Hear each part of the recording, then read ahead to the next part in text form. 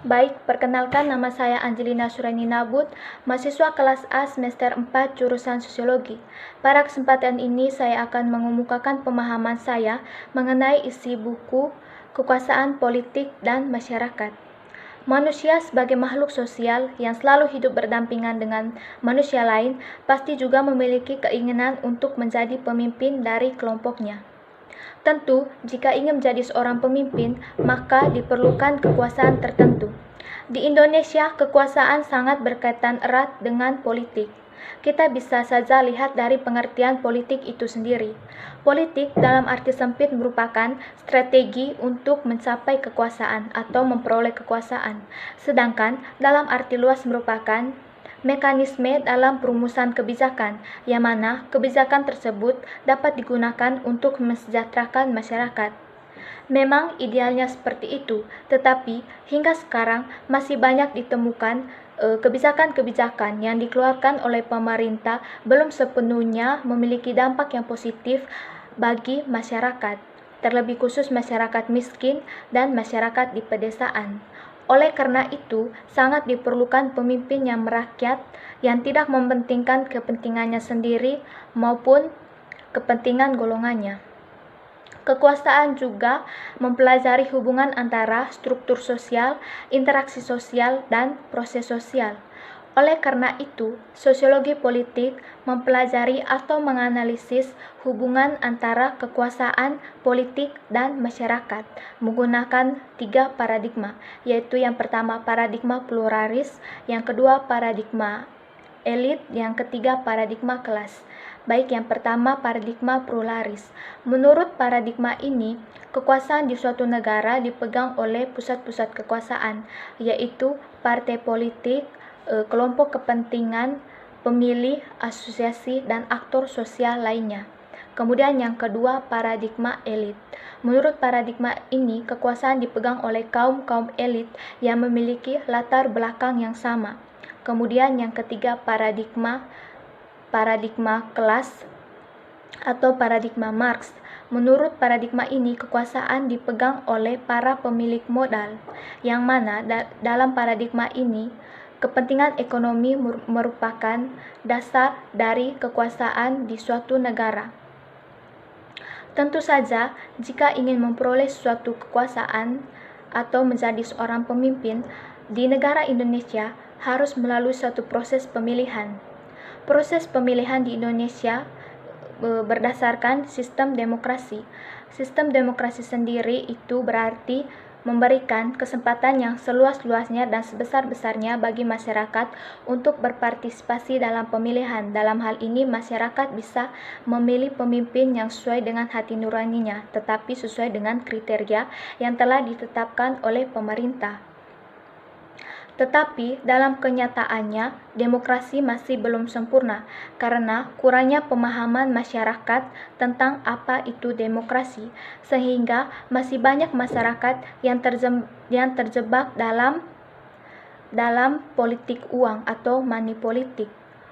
Oleh karena itu, harus dibutuhkan peran pemerintah untuk mengatasi hal ini. Oleh karena itu juga sangat diperlukan partisipasi masyarakat. Memang hal utama atau partisipasi utama dari masyarakat yaitu pemilihan. Dalam hal ini, partisipasi yang sangat dibutuhkan oleh negara Indonesia adalah partisipasi politik. Partisipasi politik itu sendiri merupakan keterlibatan masyarakat dalam segala tahapan kebijakan, mulai dari perumusan kebijakan, penilaian kebijakan, maupun pelaksanaan kebijakan. Berbicara tentang partisipasi politik, dalam sosiologi politik arus bidang analisis yang berkaitan erat dengan bentuk partisipasi politik di Indonesia, yaitu politik pemilihan, yang kedua gerakan sosial dan politik, yang ketiga adalah terorisme.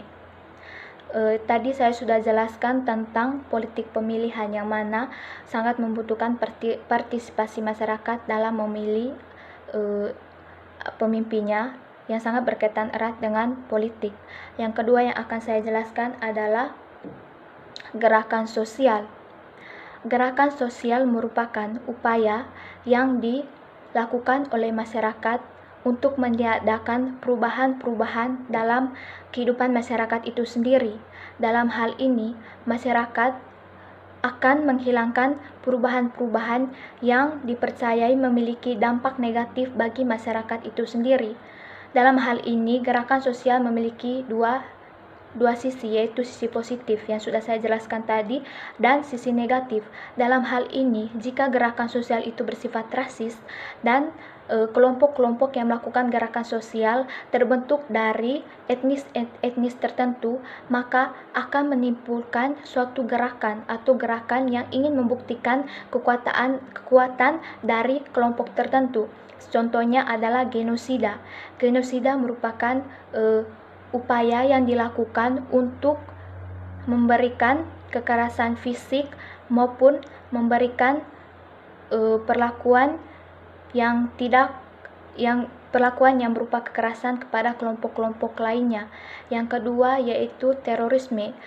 Terorisme sendiri itu berarti tindakan untuk memberi teror kepada masyarakat, untuk memberikan rasa takut kepada kelompok-kelompok lain yang dianggap tidak sesuai dengan kepentingan kelompoknya.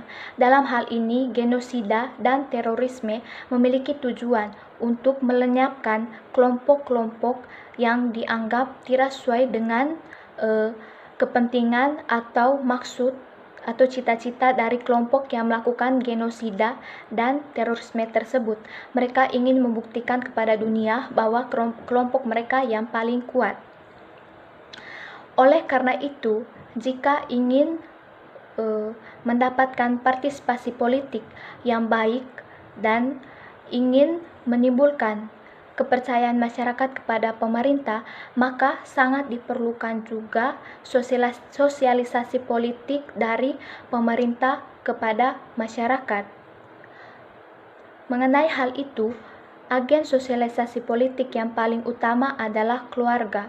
Dalam hal ini, keluarga sebagai agen sosialisasi utama berperan dalam memberikan edukasi kepada remaja atau kepada anak-anaknya mengenai bagaimana cara berpartisipasi dalam politik yang baik. Dalam hal ini, anak-anak diberi pengetahuan bagaimana membedakan mana politik yang baik dan mana politik yang tidak baik. Contohnya, anak-anak diberi edukasi agar menjauhkan diri dari segala bentuk politik uang dan menjauhkan diri dari segala bentuk tindakan-tindakan kekerasan politik atau fanatisme atau kekerasan-kekerasan politik lainnya. Kemudian, peran yang sangat dibutuhkan juga adalah peran media. Dalam hal ini, media dibutuhkan untuk memberikan tayangan, artikel, atau pemberitaan-pemberitaan mengenai bagaimana cara berpolitik yang baik, sehingga dengan menonton tayangan tersebut atau mendapatkan informasi tersebut, masyarakat juga memiliki kesadaran bahwa politik-politik yang tidak baik akan memberikan dampak yang sangat besar dalam keberlangsungan suatu negara. Oleh karena itu, peran-peran dari agen sosialisasi politik ini sangat dibutuhkan demi keberlangsungan demokrasi di Indonesia ke arah yang lebih baik.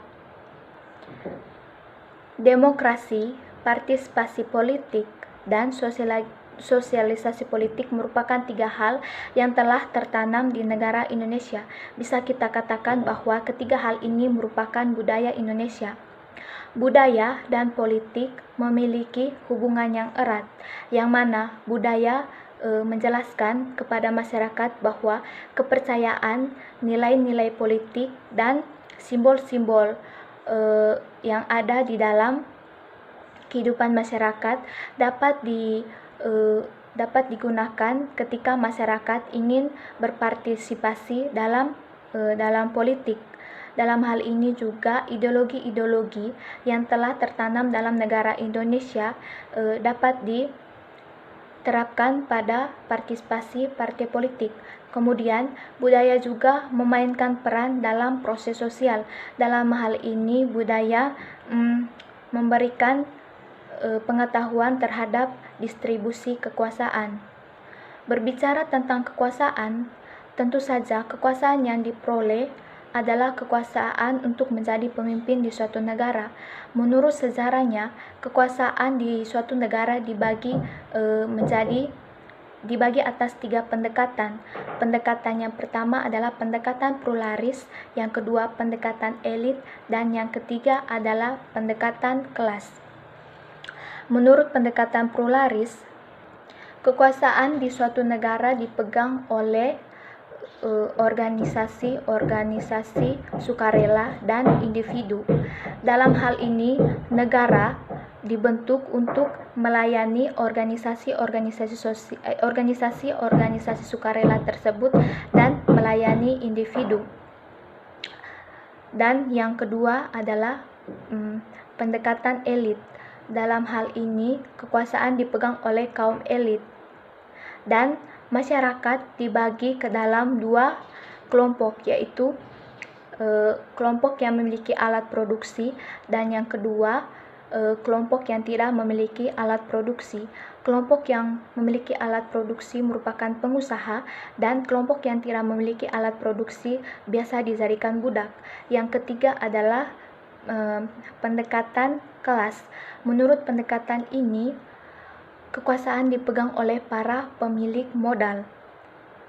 Dalam hal ini, kapitalisme sangat berkaitan erat dengan pendekatan ini, yang mana pemerintah bekerja sama dengan pasar untuk memenuhi kebutuhan dalam suatu negara. Tetapi di Indonesia pada saat ini yang sedang memegang sistem bentuk pemerintahan presidensial dan sistem politik demokrasi, dalam hal ini partisipasi masyarakat sangat diperlukan dalam membangun negara Indonesia ini. Pemerintah memberikan kesempatan yang sebesar-besarnya dan yang seluas-luasnya bagi masyarakat untuk ikut ambil bagian dalam merumuskan suatu kebijakan maupun untuk menilai kebijakan-kebijakan tersebut. Kemudian yang akan saya bahas selanjutnya adalah hubungan antara partai-partai politik, hubungan antara politik dan lembaga-lembaga sosial di suatu negara. Tentu saja kekuasaan atau kekuasaan politik telah memberikan atau memiliki peran yang sangat besar dalam kehidupan suatu negara atau berjalannya suatu negara, sehingga bukan tidak mungkin kekuasaan politik sangat berkaitan erat juga dengan lembaga-lembaga sosial dalam suatu negara. Saya ambil contoh yaitu lembaga ekonomi. Tidak dapat dipungkiri hingga sekarang politik sangat memainkan peran yang sangat besar dalam ekonomi. Contohnya saja perdagangan internasional. Dalam hal ini bukan saja kepentingan ekonomi yang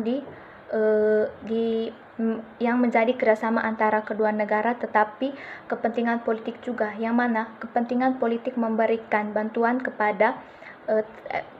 agar kepentingan ekonomi atau pemenuhan kebutuhan dalam suatu negara dapat berjalan dengan baik, yang mana kerjasama yang dilakukan atas kerjasama atas 2 negara, yaitu kerjasama politik, dapat juga membangun kerjasama ekonomi antara 2 negara. Kemudian yang kedua adalah hubungan politik dan pendidikan. Dalam hal ini hubungan politik dan pendidikan, yaitu politik memainkan peranan bagaimana kebijakan dalam proses pendidikan diputuskan, atau politik memainkan perannya dalam mengambil keputusan dalam proses berjalannya pendidikan. Dalam hal ini, ketika seorang individu memiliki pendidikan yang tinggi, dia akan juga memiliki pengetahuan tentang politik yang baik, sehingga individu tersebut dapat dapat berguna bagi masyarakat untuk menjadi bagian dari pemerintahan. Dalam hal ini, jika individu tersebut ambil bagian dalam politik, ia dapat merumuskan kebijakan-kebijakan atau memberikan pelayanan politik kepada masyarakat dengan baik. Karena itu juga merupakan tugas dan tanggung jawab dari setiap warga negara Indonesia. Kemudian hubungan politik dan kesehatan. Seperti hubungan politik dan pendidikan, hubungan politik dan kesehatan juga saya jelaskan dalam kebijakan-kebijakan yang ada pada bidang-bidang kesehatan merupakan kebijakan yang diciptakan oleh para elit dalam hal ini elit medis atau para pemegang modal. Dalam hal ini pasti kebijakan-kebijakan yang dibuat memiliki campur tangan dari kepentingan politik para pemilik modal dalam bidang medis ini. Politik yang sangat berkaitan erat dengan lembaga-lembaga sosial juga tidak dapat terlepas dari peran arus globalisasi, yang mana negara Indonesia mengadaptasi bentuk-bentuk hubungan antara politik dari negara-negara lain dan diterapkan kepada negara Indonesia.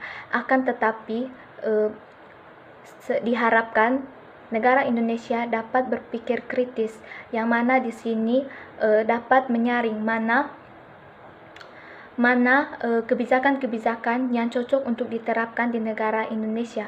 Dalam hal ini hanya mengambil arus-arus globalisasi yang baik saja.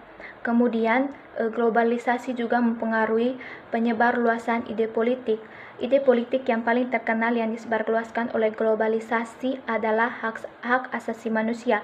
Dalam hal ini kita jangan melihat dari kepentingan politiknya, melainkan kita lihat dari kacamata etisnya, yang mana negara harus menjunjung tinggi hak asasi manusia, karena hak asasi manusia merupakan suatu penghargaan terhadap hidup dari seorang manusia.